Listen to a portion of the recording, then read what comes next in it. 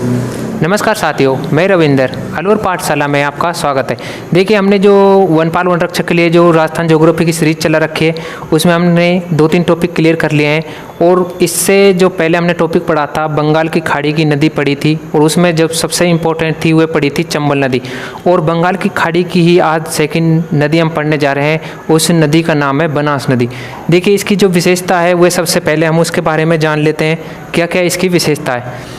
देखो, बनास नदी जो है, बनास नदी की कुल लंबाई राजस्थान के अंदर 480 किलोमीटर है, यानी कि पूर्णतः राजस्थान में बहने वाली राजस्थान की सबसे लंबी नदी बनास नदी है। नेक्स्ट है उद्गम।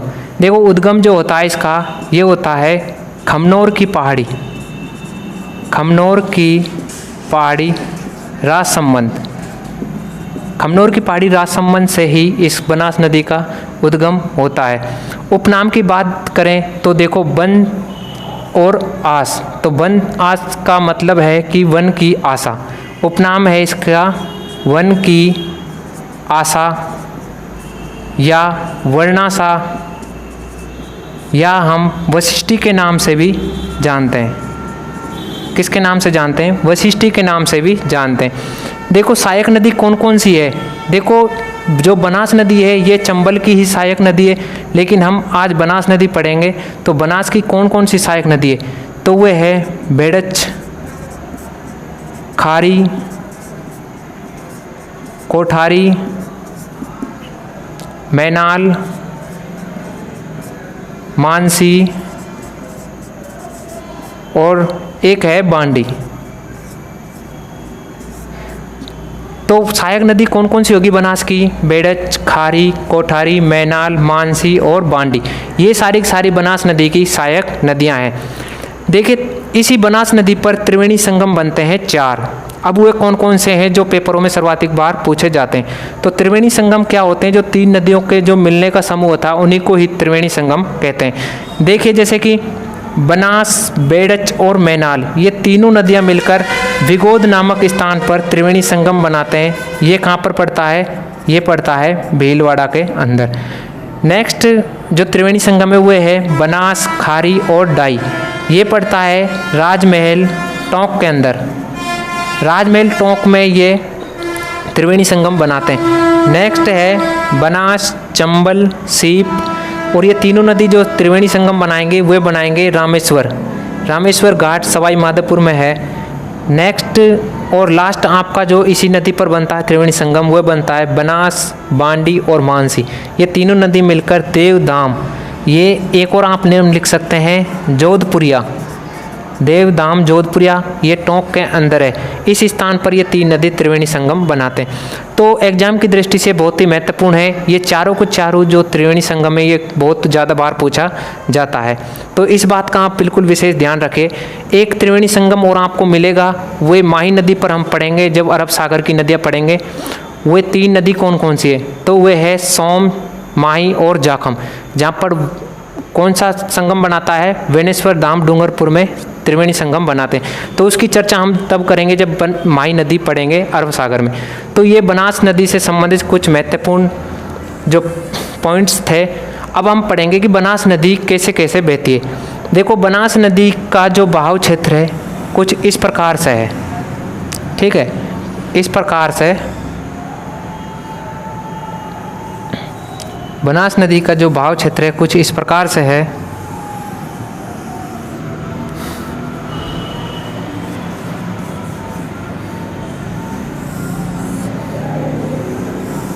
इस प्रकार से बनास नदी का बहाव क्षेत्र है। देखो, बनास नदी का जो उद्गम स्थल है ये अपने राजस्थान से ही इसका उद्गम स्थल होता है, या हम बोल सकते हैं राजस्थान की एकमात्र नदी जिसका उद्गम अपने राजस्थान से ही होता है वह कौन सी है? बनास नदी। या पूर्णतः राजस्थान में बहने वाली सबसे लंबी नदी है बनास नदी। तो इसका जो उद्गम स्थल है वह है खमनोर की पहाड़ी, खमनोर पहाड़ी राजसमंद। कहाँ से? राजसमंद। देखो, राजसमंद यहाँ से इसका उद्गम स्थल होता है। उसके बाद राजसमंद के बाद आता है यहाँ पर चित्तौड़गढ़, चित्तौड़गढ़। देखो, राजसमंद, चित्तौड़गढ़, उसके बाद आ जाता है भीलवाड़ा, राजसमंद, चित्तौड़गढ़, भीलवाड़ा। अजमेर, टोंक और सवाई माधोपुर। देखो चित्तौड़गढ़, भीलवाड़ा, अजमेर, टोंक और सवाई माधोपुर। इस प्रकार से ये जो है अपनी बनास नदी इस तरीके से बहती है। राजसमंद जो खमनोर की पहाड़ी है, यहाँ से इसका उद्गम स्थल होता है और उसके बाद चित्तौड़गढ़ में बहती है, फिर भीलवाड़ा, फिर अजमेर, फिर टोंक, फिर सवाई माधोपुर। इसके बाद बहने के बाद ये अपना जल कहाँ पर ले जाती है? ये चंबल में ले जाती है। ये कौन सी नदी है? चंबल नदी है। चंबल नदी की ही सहायक नदी बनास नदी, इसलिए अपना जल किस में ले जाएगी? चंबल में ले जाएगी।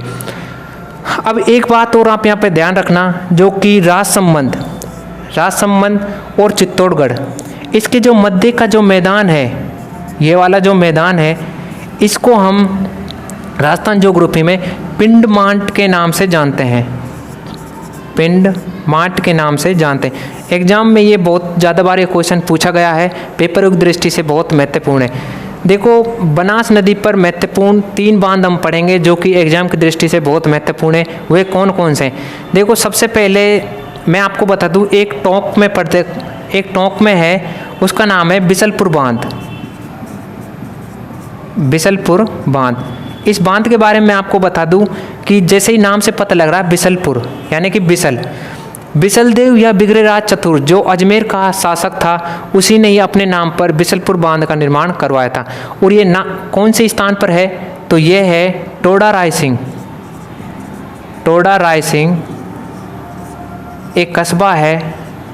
कहाँ पर है? टोंक के अंदर है। तो वहीं पर ये बिसलपुर जो बांध है बना हुआ है।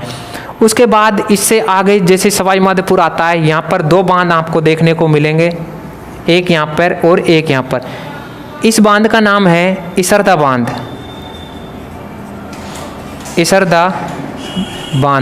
और इसका नाम है कांफर बांध। देखो दोनों ही बांध कहाँ पर हैं? सवाई माधोपुर के अंदर स्थित है, इसरदा बांध और कांफर बांध। तो राजसमंद जो है अपना उद्गम स्थल बनास नदी का, इनको आप एक ट्रिक से भी याद कर सकते हैं। उस ट्रिक को मैं आपको बता दूंगा। जैसे कि मैं आपको बता दूं, राजस्थान में ऐसी 3 नदी हैं जो 6 जिलों में बहती है। कितने जिलों में बहती है? 6 जिलों में। उसके लिए एक ट्रिक आप याद रख सकते हैं, उसका नाम है चंबल। देखो चंबल नदी के नाम से ही हुए नदी याद हो जाएंगी जो 6 जिले में बहती है। जैसे च से हो जाएगा चंबल, बे से हो जाएगा बनास और ले से हो जाएगा लोनी। देखो चंबल नदी के नाम से ही राजस्थान के वे 3 नदी याद हो गई जो 6 जिलों में बहती हैं। अब आपको बनास नदी का जो उद्गम स्थल से लेकर जो लास्ट पॉइंट तक कहाँ तक बहती है या किन किन जिलों में बहती है, उनकी ट्रिक आपको कैसे याद रखनी है। देखो उसकी ट्रिक मैं आपको बता दूं, यहाँ पर लिख देता हूँ। इसकी ट्रिक है कि रांची भी अटके से, ये ट्रिक आपकी है। तो आप इससे पता लगा सकते हैं, जैसे कि राजसमंद, खमनोर की पहाड़ी राजसमंद से इसको उद्गम स्थल है। उसके बाद चित्तौड़गढ़ में बहती है, ये चित्तौड़गढ़ हो गया। उसके बाद भीलवाड़ा, ये भीलवाड़ा होगा।